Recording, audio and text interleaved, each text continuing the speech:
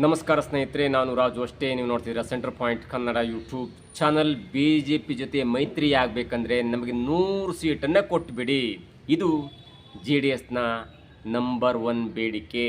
HD Kumaraswamy ಮತ್ತು ದೇವೇಗೌಡರ master plan workout ಆಗುತ್ತಾ? ಏನಿದು ಹೊಸ ಅಪ್ಡೇಟ್? ಇವೆಲ್ಲವನ್ನು ನೋಡೋಣ. ಅದಕ್ಕಿಂತ ಮೊದಲು ಇಲ್ಲಿ ತನಕ ನಮ್ಮ ಚಾನಲ್ನ ಸಬ್ಸ್ಕ್ರೈಬ್ ಮಾಡಿಲ್ಲ ಅಂದರೆ ಈಗಲೇ ಸಬ್ಸ್ಕ್ರೈಬ್ ಮಾಡಿ, ಜೊತೆಗೆ ಕಾಮೆಂಟ್ಗಳ ಮುಖಾಂತರ ತಮ್ಮ ಅಭಿಪ್ರಾಯವನ್ನು ತಿಳಿಸಬಹುದು. ವೀಕ್ಷಕರೇ, 2028ರ ಕರ್ನಾಟಕ ರಾಜ್ಯ ಚುನಾವಣೆಗೆ ಇನ್ನೂ 1.25 ವರ್ಷ ಬಾಕಿ ಇದೆ. ಅಷ್ಟೊತ್ತಿಗಾಗಲೇ ಅದಕ್ಕೂ ಮೊದಲು ಇದೀಗ ರಾಜ್ಯ ರಾಜಕಾರಣದಲ್ಲಿ ಮೈತ್ರಿ ಬೇಕಾ ಬೇಡವಾ? ಕಾಂಗ್ರೆಸ್ ಒಂದು ಏಕಾಂಗಿ ಪಕ್ಷವಾಗಿ ಹೋರಾಡುತ್ತೆ.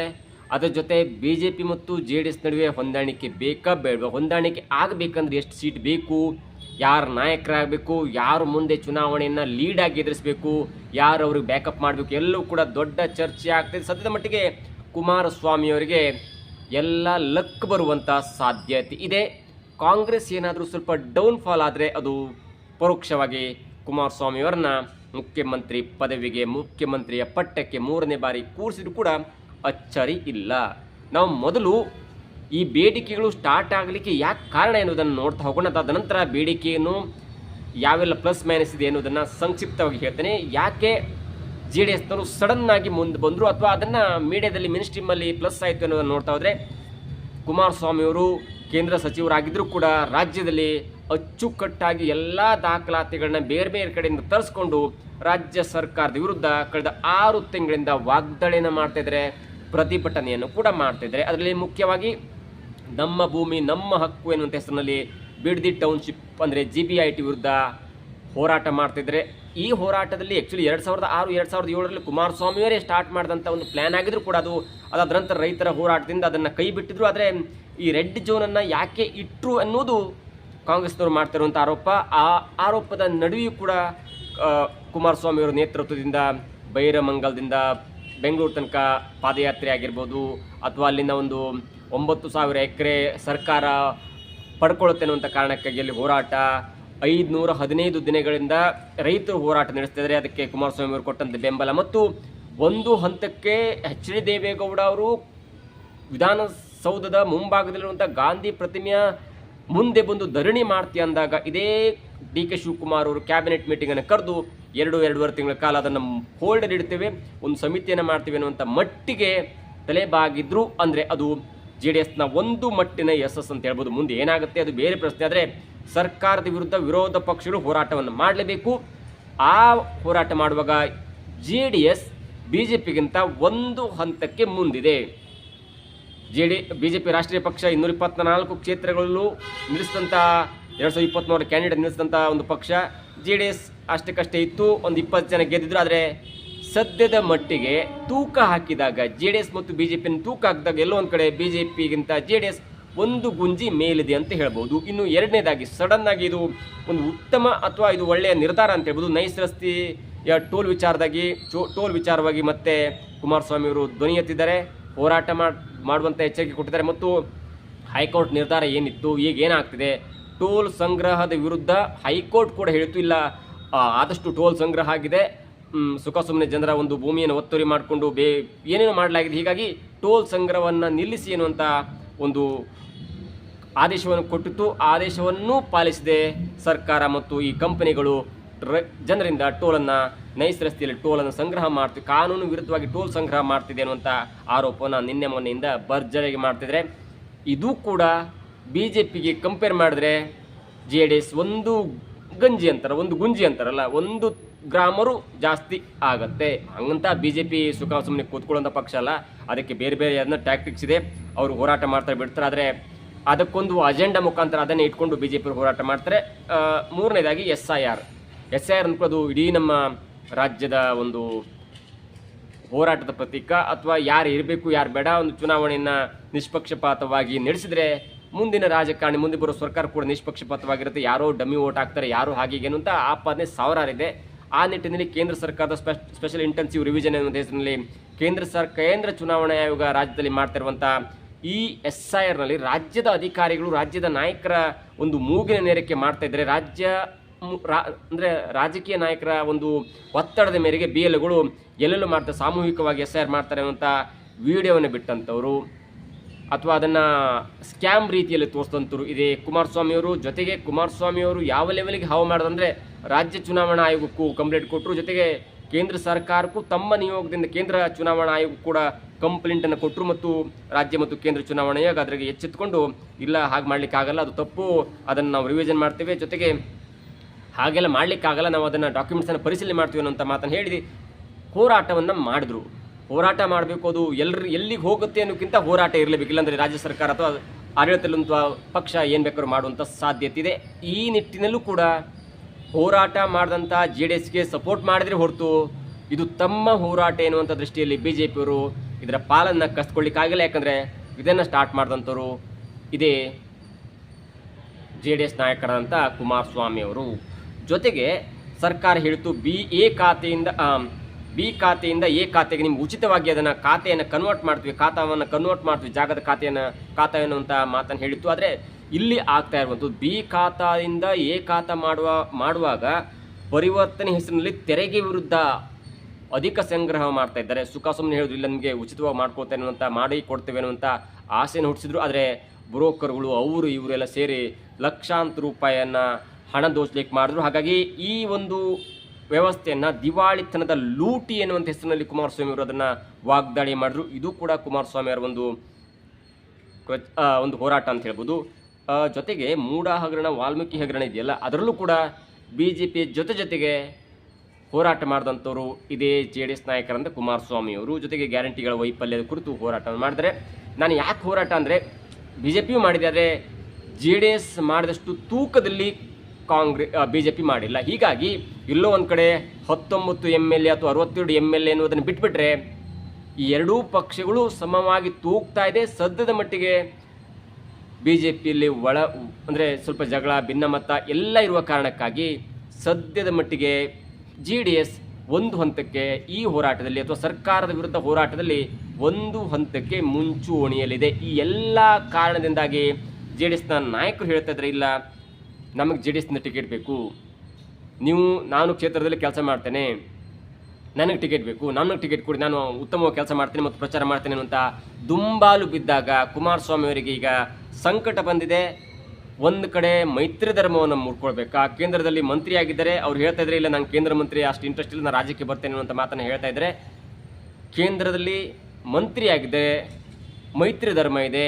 ಹೀಗಾಗಿ 2028 ಚುನಾವಣೆಯಲ್ಲಿ ಮೈತ್ರಿ ಮಾಡಿಕೊಳ್ಳಬೇಕು ಎನ್ನುವುದು BJP ಒಂದು ಒತ್ತಾಸೆಯಾಗಿದೆ. 2024 ಪಾರ್ಲಿಮೆಂಟ್ ಚುನಾವಣೆಯಲ್ಲಿ JDS ಮತ್ತು BJPಯಿಂದ ಸ್ಪರ್ಧೆ ಮಾಡಿ 19 ಸೀಟನ್ನು ಗೆದ್ದಿದ್ರು. ಯಾಕಂದರೆ ಅದು ಮಕಾಡೆ ಮಲಗುವಂಥ ಚಾನ್ಸಸ್ ಇತ್ತು BJP ಕಾಂಗ್ರೆಸ್ನ ಗ್ಯಾರಂಟಿಗಳ ವಿರುದ್ಧವಾಗಿ. ಆದರೂ ಕೂಡ ಮೈತ್ರಿ ಧರ್ಮ ಮತ್ತು ಮೋದಿ ಹವಾ ಮತ್ತು JDSನ ಕೆಲವೊಂದು ಮತಗಳು ಕಂಬೈನ್ ಆಗಿ ಬಂದ ಕಾರಣಕ್ಕಾಗಿ 19 ಸೀಟನ್ನು ಗೆದ್ದು ಇದು ಕೂಡ BJP ನಾಯಕರಿಗಿದೆ. ಹೀಗಾಗಿ ಎಲ್ಲೋ ಒಂದು ಕಡೆ BJPಯವರು JDS ಜೊತೆ ಮೈತ್ರಿ ಮಾಡ್ಕೊಳ್ಳಿಕ್ಕೆ ಪ್ರಯತ್ನವನ್ನು ಮಾಡ್ತಾ ಇದ್ದಾರೆ. ಆದರೆ JDSನವ್ರು ಏನು ಹೇಳ್ತಾರೆ ಅಂದರೆ ಇಲ್ಲ ನಮಗೆ 40 ಸೀಟು 50 ಸೀಟು ಕೊಟ್ಟರೆ ನಮ್ಗೆ ಆಗಲ್ಲ, ನಮಗೆ ಜಿಲ್ಲೆಯಲ್ಲಿ ಒಂದು 2-3 ಸೀಟರು ಕೊಡಬೇಕು ಮೈತ್ರಿ ಆದರೆ. ಹೀಗಾಗಿ ಒಂದು 100 ಸೀಟ್ ಕೊಟ್ಬಿಟ್ರೆ ನಮ್ಗೆ ಸರಿ ಆಗುತ್ತಪ್ಪ. ಕೆಲವೊಬ್ಬರು ಕಾಂಗ್ರೆಸ್ನ ಬರೋರು ಇದ್ದಾರೆ, ಅವ್ರಿಗೆ ನಾವು ಇಲ್ಲ ಅನ್ಲಿಕ್ಕಾಗಲ್ಲ, ಅವ್ರು ಬಂದ ನಂತರ ಟಿಕೆಟ್ ಒಂದು ಭರವಸೆನೂ ಕೊಟ್ಟಿಲ್ಲ ಅಂದರೆ ಅವ್ರು ಯಾಕೆ ಬರ್ತಾರೆ? ಅಲ್ಪಸಂಖ್ಯಾತ ಮುಖಂಡರು ಬರ್ತಾರೆ, ದಲಿತ ಸಂಘದ ಮುಖಂಡರು ಬರ್ತಾರೆ. ಹೀಗಾಗಿ ಅವರು ಬಂದ ನಂತರ ಟಿಕೆಟ್ ಕೊಡಲಿಲ್ಲ ಅಂದರೆ ಕಷ್ಟ ಆಗುತ್ತೆ. ಅವ್ರಿಗೆ ಟಿಕೆಟ್ ಕೊಟ್ಬಿಟ್ರೆ ನಮ್ಮವ್ರು ಏನು ಮಾಡ್ತಾರೆ? ಹೀಗಾಗಿ ಗೊಂದಲವನ್ನು ಪರಿಹಾರ ಮಾಡಲಿಕ್ಕೆ ಒಂದು 100 ಸೀಟ್ ಆದರೂ ಬೇಕು. ಇಲ್ಲಿ ತನಕ ಅದು 60-65 ಅನ್ನುವಂಥ ಮಾತು ಕೇಳಿ ಬರ್ತಾಯಿತ್ತು, ಒಂದು ಹಂತಕ್ಕೆ 80 ಕೇಳಿದ್ದಾರೆ ಅನ್ನುವಂಥ ಮಾತು ಕೂಡ ಕೇಳಿ ಬರ್ತಿತ್ತು. ಆದರೆ ಇತ್ತೀಚಿನ ಹೋರಾಟದ ಮತ್ತು ಪರಿಣಾಮವನ್ನು ನೋಡ್ತಾ ಇದ್ದು ಎಲ್ಲೋ ಒಂದು ಕಡೆ JDSನವರು 100 ಕೇಳ್ತಾ ಇದ್ದಾರೆ.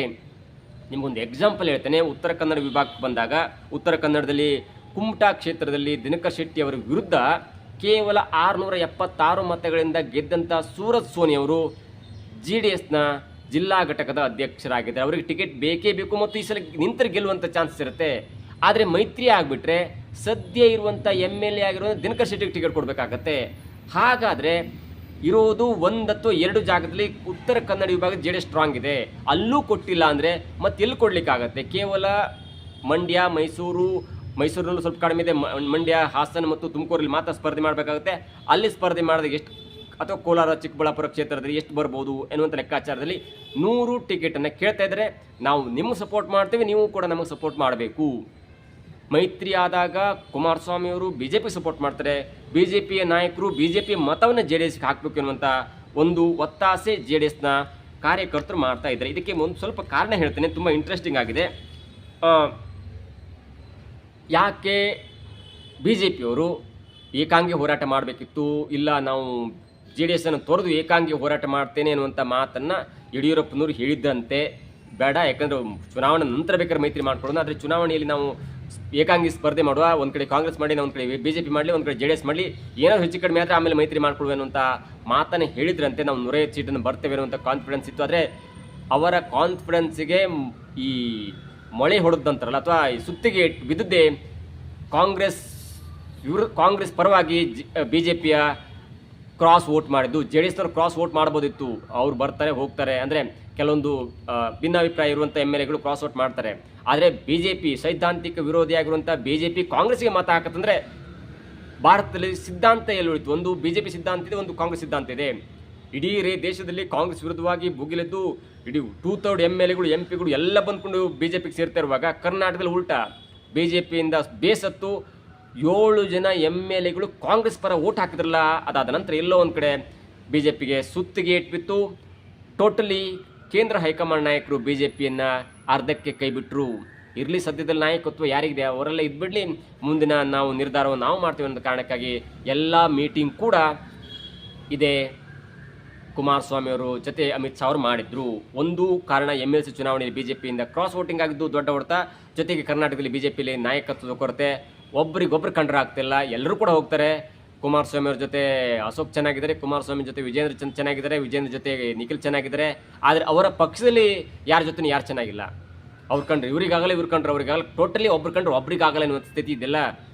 ಹೀಗಾಗಿ ಅಶೋಕ್ ಅವರಿಗೂ ಇದೀಗ ಅರ್ಥ ಆಗ್ತಿದೆ, ನಾವು ಮೈತ್ರಿ ಮಾಡ್ಕೊಂಡು ಹೋದರೆ ಕುಮಾರಸ್ವಾಮಿ ಅವರು ಮುಖ್ಯಮಂತ್ರಿ, ಅಟ್ಲೀಸ್ಟ್ ನನ್ನನ್ನಾದರೂ ಕೂಡ ಉಪಮುಖ್ಯಮಂತ್ರಿ ಮಾಡಬಹುದು ಎನ್ನುವಂಥ ಲೆಕ್ಕಾಚಾರದಲ್ಲಿ ಇರಬಹುದು, ಗೊತ್ತಿಲ್ಲ.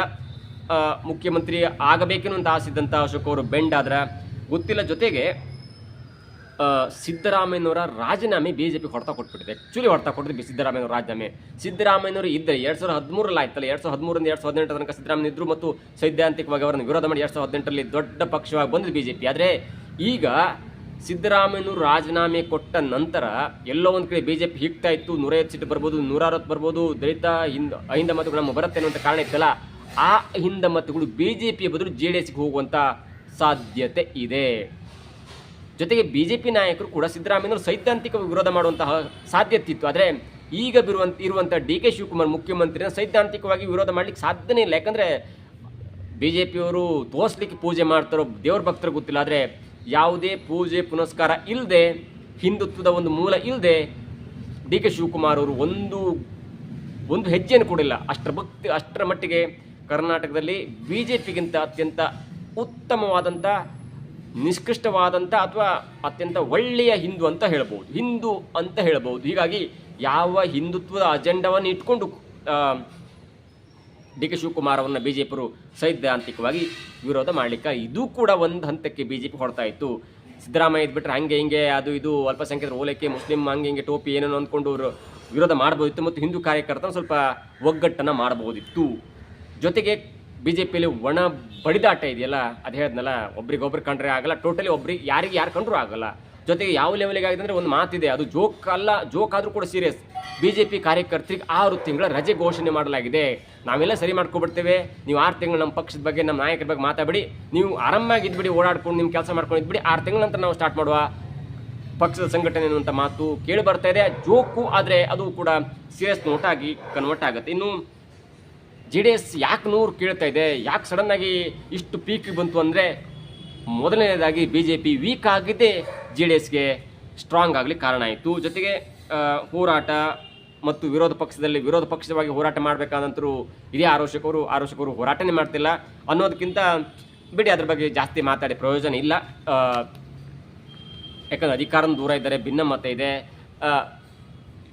ನೀವು ಸುನಿಲ್ ಕುಮಾರ್ ಅವರನ್ನು ಹೋರಾಟದ ಹಾದಿಯಲ್ಲಿ ಇಳಿಸ್ಬೋದಿತ್ತು, ಆದರೆ ಅವರನ್ನು ಕೂಡ ಒಂದು ಹಂತಕ್ಕೆ ಮೂಲೆ ಗುಂಪು ಮಾಡ್ತಾ ಇದ್ರೆ ಇಲ್ಲಿ RSS ಕೈವಾಡ ನಡೀತಿದೆಯಾ ಅಥವಾ ಬಿ ಜೆ ಪಿಯ ಕೋರ್ ಕಾರ್ಯಕರ್ತರ ಕೈವಾಡ ಇದೆಯಾ, ಸುನಿಲ್ ಕುಮಾರ್ ಅವ್ರನ್ನ ಯಾಕೆ ಇಲ್ಲಿ ತನಕ ಕಡೆಗಣಿಸಲಾಗಿದೆ, ಎಲ್ಲವೂ ಕೂಡ ಒಂದು ಹಂತಕ್ಕೆ. ಜೊತೆಗೆ ಸಿದ್ದರಾಮಯ್ಯ ಸದ್ಯ ಒಂದು ರಾಜಕೀಯ ಸ್ಟೇಟ್ಮೆಂಟನ್ನು ಕೊಟ್ಟಿದ್ದಾರೆ, ಅಂದರೆ ಚುನಾವಣಾ ರಾಜಕೀಯದಿಂದ ದೂರ ಇರುವಂಥದ್ದು, ಅದು ಇದೀಗ ಜೆ ಡಿ ಎಸ್ಗೆ ಲಾಭ ಆಗ್ತಿದೆ. ನೋಡಿ, ಡಿ ಕೆ ಶಿವಕುಮಾರ್ ಅವರು ಮುಖ್ಯಮಂತ್ರಿ ಆದರೂ ಸಿದ್ದರಾಮಯ್ಯನವರು ದೂರ ಉಳಿದ್ರು. ಆದರೂ ಕೂಡ ಸಿದ್ದರಾಮಯ್ಯನವರ ಆಪ್ತರು ಮತ್ತು ಅಹಿಂದ ವರ್ಗದವರು ಹೇಳ್ತಾ ಇದ್ರು, ಇಲ್ಲ ಸಿದ್ದರಾಮಯ್ಯನವ್ರನ್ನ 2028ಗೆ ಮತ್ತೆ ಮುಖ್ಯಮಂತ್ರಿ ಆಗಿ ನೋಡುವಂಥ ಆಸೆ ಇರುತ್ತೆ, ಬರಬಹುದು. ಈಗಾಗಲೇ ಡಿ ಕೆ ಶಿವಕುಮಾರ್ ನೇತೃತ್ವದ ಸರ್ಕಾರದಲ್ಲಿ ಅದಾಗಿಲ್ಲ, ಖಾತೆ ಹಂಚಿಕೆ ಆಗಿಲ್ಲ, ಎಲ್ಲ ಕೂಡ ಡೌನ್ ಆಗುತ್ತೆ. ಅದಾದ ನಂತರ 2028ರ ಸುಮಾರಿಗೆ ಮತ್ತೆ ಸಿದ್ದರಾಮಯ್ಯನವರು ಮುನ್ನೆಲೆಗೆ ಬಂದು Siddaramaiah will be the chief minister candidate ಎನ್ನುವಂಥ ಹೆಸರನ್ನ ಪರೋಕ್ಷವಾಗಿ ತೇಲಿಬಿಟ್ಟು ಮತ್ತೆ ಕಾಂಗ್ರೆಸ್ಸನ್ನು ಬೂಸ್ಟಪ್ ಮಾಡುವಂಥ ಹೆಸರು, ಬೂಸ್ಟಪ್ ಮಾಡುವಂಥ ಒಂದು ಪ್ಲ್ಯಾನ್ನಲ್ಲಿ ಕೂಡ ಕಾಂಗ್ರೆಸ್ ಇತ್ತು. ಆದರೆ ಸಿದ್ದರಾಮಯ್ಯನವರು ರೆಬಲ್, ಏಕ್ ಮಾರ್ ದೋ ತುಕುಡ ಅನ್ನುವಂಥ ವ್ಯಕ್ತಿ, ಎಲ್ಲಿ ತನಗೆ ಮರೆಯೋದಿಲ್ಲ ಅಲ್ಲಿ ತನ್ನ ಚಪ್ಪಲನ್ನು ಬಿಡಲಲ್ಲ ಅಂಥ ವ್ಯಕ್ತಿತ್ವ. ರೀಸೆಂಟ್ಲಿ ಎರಡನೇ ಬಾರಿ ಸಂಪುಟ ವಿಸ್ತರಣೆ ಆದಾಗ ಸಂಪುಟ ವಿಸ್ತರಣೆ ಕಾರ್ಯಕ್ರಮ ಕೂಡ ಹೋಗಿಲ್ಲ ಅಂತ ಒಂದು ರೆಬೆಲ್ ಕ್ಯಾಂಡಿಡೇಟ್ ಅದು. ಹಾಗಾಗಿ ಅದು ಇದೀಗ JDSಗೆ ಪ್ಲಸ್ ಆಗ್ತಿದೆ. ಅಹಿಂದ, ಮುಸ್ಲಿಂ, ಗೌಡ ಅಥವಾ ಹಿಂದುಳಿದ ವರ್ಗದವರು BJP ಮತ ಹಾಕ್ಬೋದು, ಆದರೆ JDSಗೂ ಅದರ ಪಾಲು ಬರ್ತಾ ಇದೆ. ಇದು ಇದೀಗ ಪ್ರಮುಖವಾದಂಥ ವಿಚಾರ. ಹೀಗಾಗಿ 100 ಸೀಟು ಬೇಕು, 80 ಇತ್ತು, 80ರಿಂದ 85, 90 ಇದೀಗ 100 ಕೇಳ್ತಾ ಇದ್ದಾರೆ. ಈಗಾಗಲೇ ಒಂದು 40ರಿಂದ 45 ಪಕ್ಕಾ ಕ್ಯಾಂಡಿಡೇಟ್ ಇದ್ದಾರೆ, ಪೈಪೋಟಿ ಕೊಡುವಂಥ ಕ್ಯಾಂಡಿಡೇಟು. ಅವ್ರ ಜೊತೆ ಡಿ ಕೆ ಶಿವಕುಮಾರ್ ಅವರ ನೇತೃತ್ವದ ಸರ್ಕಾರದಲ್ಲಿ ಆದಂಥ ಈ ಕ್ಯಾಬಿನೆಟ್ ವಿಸ್ತರಣೆ, ಅದರಿಂದ ತುಂಬ ಜನ ಬೇಸತ್ತಿದ್ದಾರೆ. ಕೃಷ್ಣಪ್ಪ ಮತ್ತು ಅವರ ಮಗ ಇರ್ಬೋದು, ರಾಜಣ್ಣ ಅಲ್ಲಿಗೆ ಹೋಗ್ತಾರೆ ಇಲ್ಲಿಗೆ ಹೋಗ್ತಾರೆ, ಅಥವಾ ಈ ರೆಬೆಲ್ ಆದಂಥ ಕ್ಯಾಂಡಿಡೇಟು BJPಗೆ ಹೋಗೋದಕ್ಕಿಂತ JDSಗೆ ಹೋದ್ರೆ ಲಾಭ ಆಗಬಹುದು, ತಾನು ಟಿಕೆಟನ್ನು ಪಡೆದು ಗೆಲ್ಲಬಹುದು. ಜೊತೆಗೆ ನಾವು ಸ್ಟ್ರಾಂಗ್ ಕ್ಯಾಂಡಿಡೇಟ್ ಆಗಿರುವಂಥ ಕಾರಣಕ್ಕಾಗಿ ನಮಗೂ ಕೂಡ ಟಿಕೆಟ್ ಸಿಗಬಹುದು. ಬೇರೆ ಬೇರೆ ಎಕ್ಸಾಂಪಲ್ ಹೇಳಬಲ್ಲೆ, ಆದರೆ ಅದು ಅತಿಶಯೋಕ್ತಿ ಅನಿಸುತ್ತೆ, ಬಟ್ ಸರಿ ಅನಿಸಲ್ಲ ಅಂತ. ಯಾಕಂದರೆ ಅವರು ಈಗ MLA ಆಗಿದ್ದಾರೆ, ಅಥವಾ BJPಲಿ ಇದ್ದಾರೆ, ಅಥವಾ ಕಾಂಗ್ರೆಸ್ನಲ್ಲಿದ್ದಾರೆ. ಅವ್ರಿಗೆ ಏನಾದ್ರು ಟಿಕೆಟ್ ಸಿಕ್ಕಿಲ್ಲ ಅಂದರೆ ಅವರು ನೇರವಾಗಿ JDSಗೆ ಹೋಗ್ಬಿಡ್ತಾರೆ. ಮೈತ್ರಿ ಧರ್ಮ ಇಲ್ಲ ಅಂದರೆ JDSಗೆ ಹೋಗೋ ಚಾನ್ಸ್ ತುಂಬ ಇದೆ. ಹೀಗಾಗಿ JDSನ ಕಾರ್ಯಕರ್ತರು ಕುಮಾರಸ್ವಾಮಿ ಮತ್ತು HDD ಮತ್ತು HD ರೇವಣ್ಣ ಇವರೆಲ್ಲ ಪ್ಲ್ಯಾನ್ ಮಾಡಿಕೊಂಡು 100 ಸೀಟ್ ಬೇಕು, 100 ಸೀಟ್ ಬೇಕು ಮತ್ತು ನಮಗೆ 100ರಲ್ಲಿ 60 ಗೆಲ್ಲುವಂಥ ಸಾಧ್ಯತೆ ಇದೆ ಅನ್ನುವಂಥ ಒಂದು ಪ್ರಣಾಳಿಕೆಯನ್ನು ಅಥವಾ ಬೇರೆದಾದಂಥ ರಿಪೋರ್ಟನ್ನು ಅವರು BJP ಕೊಡುವಂಥ ಸಾಧ್ಯತೆ, ಹೈಕಮಾಂಡ್ಗೆ, ರಾಜ್ಯ BJPಗೆಲ್ಲ ಕೇಂದ್ರ BJP ಕೊಡುವಂಥ ಸಾಧ್ಯತೆ. ಯಾಕಂದರೆ ಮತ್ತು 1.25 ವರ್ಷ ಇದೆ ಹೋರಾಟ ಹಾದಿ, ಮತ್ತು ಅವರ ಸಿನಾಪ್ಸಿಸ್ ಇದೆಯಲ್ಲ, ಮತ್ತು ದೊಡ್ಡದಾಗಿ ಬೆಳೀಬೋದು. 100 ಆಗುತ್ತಾ ಅಥವಾ ಮೈತ್ರಿನೇ ಬಿಟ್ಟು JDS ಸಪ್ರೇಟಾಗಿ ಸ್ಪರ್ಧೆ ಮಾಡುತ್ತೆ, ಎಲ್ಲೂ ಕೂಡ ಕಾದು ನೋಡಬೇಕು. ಸತ್ಯದ ಮಟ್ಟಿಗೆ ಭೂಮಲ್ಲಿರುವಂಥದ್ದು JDS ಪಕ್ಷ. ಆದರೆ ಎಲ್ಲೋ ಒಂದು ಕಡೆ ಅವರ ಮೈನಸ್ ಅಂತಂದರೆ ಸೌತ್ ಇಂಡಿಯನ್ನ ಮಾತ್ರ ಕಾನ್ಸಂಟ್ರೇಟ್ ಮಾಡ್ತಾ ಇದ್ದಾರೆ. ಉತ್ತರ ಕನ್ನಡಕ್ಕೆ ಬಂದಾಗ ಅಲ್ಲಿ ಕೇಣಿ ಬಂದರ ಆಗಿರ್ಬೋದು, ಬೇರೆ ಬೇರೆ ಸಮಸ್ಯೆ ಇದೆ, ಮಳೆಯ ಸಮಸ್ಯೆ ಇದೆ. ಉತ್ತರ ಕರ್ನಾಟಕಕ್ಕೆ ಬಂದಾಗ ಅಲ್ಲಿ ಬರಗಾಲ ಇದೆ. ಅಲ್ಲೂ ಕೂಡ ಏನಾದರೂ ಒಂದು ವಿಷಯನ ಹಿಡ್ಕೊಂಡು ಸರ್ಕಾರದ ವಿರುದ್ಧ ಹೋರಾಟ ಮಾಡಿದ್ರೆ ಅಲ್ಲೂ ಕೂಡ ಉತ್ತರ ಕರ್ನಾಟಕದಲ್ಲಿ ಕೂಡ BJP ಮತ್ತು ಕಾಂಗ್ರೆಸ್ಸಿಗೆ ಸಡ್ಡು ಹೊಡೆಯಬಹುದು. ಎಲ್ಲ ಕಡೆ ಕೂಡ JDS ಒಂದು ಅಥವಾ 2 ಗೆಲ್ಲುವಂಥ ಸಾಧ್ಯತೆ ಇದೆ. ಮತ್ತು ಕೆಲವೊಬ್ಬರು ಅಲ್ಲಿ ಕಾಂಪಿಟೇಷನ್ ಕೊಡ್ತಾ ಇದ್ದಾರೆ, ಅವರನ್ನು ಬೂಸ್ಟಪ್ ಮಾಡಿ ಅಲ್ಲಿ ಹೋರಾಟ ಮಾಡಿಬಿಟ್ರೆ ಏಕಾಂಗಿಯಾಗಿ ಸ್ಪರ್ಧೆ ಮಾಡುವಂಥ ಸಾಧ್ಯತೆ ಇದೆ. ಆದರೆ ರೇವಣ್ಣ ರೊಚ್ಚಿಗೆದ್ದಿದ್ದಾರೆ, ಅದಕ್ಕೆ ಬೇರೆ ಬೇರೆ ಕಾರಣ ಇದೆ. ಅವರ ಮನೆತನದ ಮೇಲೆ ಆದಂಥ ದಾಳಿ, ಗೌರವ, ಬೇರೆ ಬೇರೆ ಕಾರಣದಿಂದಾಗಿ ರೇವಣ್ಣ ಕುಮಾರಸ್ವಾಮಿಯವ್ರಿಗೆ ಸಾಥನ್ನು ಕೊಡ್ತಾ ಇದ್ದಾರೆ. ಇಲ್ಲಿ ತನಕ ಅವರು ಓಕೆ, ಅವ್ರ ಕುಟುಂಬ ಇವ್ರ ಕುಟುಂಬ ಒಂದು ಹಂತಕ್ಕೆ ಮೇಂಟೈನ್ ಮಾಡಿದ್ರೆ, ಈಗ 2028ರ ಚುನಾವಣೆಯ ಹಿನ್ನೆಲೆಯಲ್ಲಿ ರೇವಣ್ಣನವರು ರೊಚ್ಚಿಗೆದ್ದು ಸ್ವಲ್ಪ ಮಟ್ಟಿಗೆ JDSಗೆ ಬೂಸ್ಟಪ್ ಕೊಡುವಂಥ ಸಾಧ್ಯತೆ ಇದೆ. ಯಾಕಂದರೆ ದೇವರ ಭಕ್ತ, ಇಲ್ಲಿ ತನಕ ಕೂಡ ಅವರು BJP ಮತ್ತು ಕಾಂಗ್ರೆಸ್ ಜೊತೆ ತುಂಬ ಚೆನ್ನಾಗಿದ್ದರು. ಆದರೆ ಇದ್ದಂಥ ವ್ಯಕ್ತಿ ಸಿದ್ದರಾಮಯ್ಯ ದೂರ ಇದ್ದಾರೆ. ಜೊತೆಗೆ ತನ್ನ ವೇರಿಯಾಗಿರುವಂಥ ಡಿ ಕೆ ಶಿವಕುಮಾರ್ ಸರ್ಕಾರದಲ್ಲಿದ್ದಾರೆ. ಹೀಗಾಗಿ ಸಾಧಿಸಲೇಬೇಕಿರುವಂಥ ಹಠ ಇದೀಗ ರೇವಣ್ಣನವರಿದ್ದಾರೆ. ರೇವಣ್ಣನ ಮಾತು ನಮ್ಮ ದೊಡ್ಡಗೌಡರು ಕೇಳ್ತಾರೆ. ನೋಡಬೇಕು ಮುಂದಿನ ಹಂತದಲ್ಲಿ 100 ಸೀಟ್ ಕೊಡ್ತಾರಾ, ಕೊಡಲ್ವಾ, 80ಕ್ಕೆ ಒಪ್ತಾರ, 60 ಇಲ್ಲ ನಾವು ಕೊಡಲ್ಲ 60 ಕೊಡ್ತೀವಿ ಅನ್ನೋಂಥ ಮಾತನ್ನು BJP ಹೇಳುತ್ತಾ, ಅಥವಾ 4ನೇ ಆಪ್ಷನ್ ಏಕಾಂಗಿಗೆ ಹೋರಾಟ ಮಾಡ್ತೇವೆ ಮುಂದೆ ನೋಡುವ ಎನ್ನುವಂಥ ಮಾತನ್ನು JDS ಹೇಳುತ್ತಾ, ಎಲ್ಲವೂ ಕೂಡ ಕಾದು ನೋಡಬೇಕು. ಇದಾಗಿತ್ತು ಇವತ್ತಿನ ವಿಶೇಷ. ನೋಡ್ತಾರೆ centre point Kannada YouTube channel.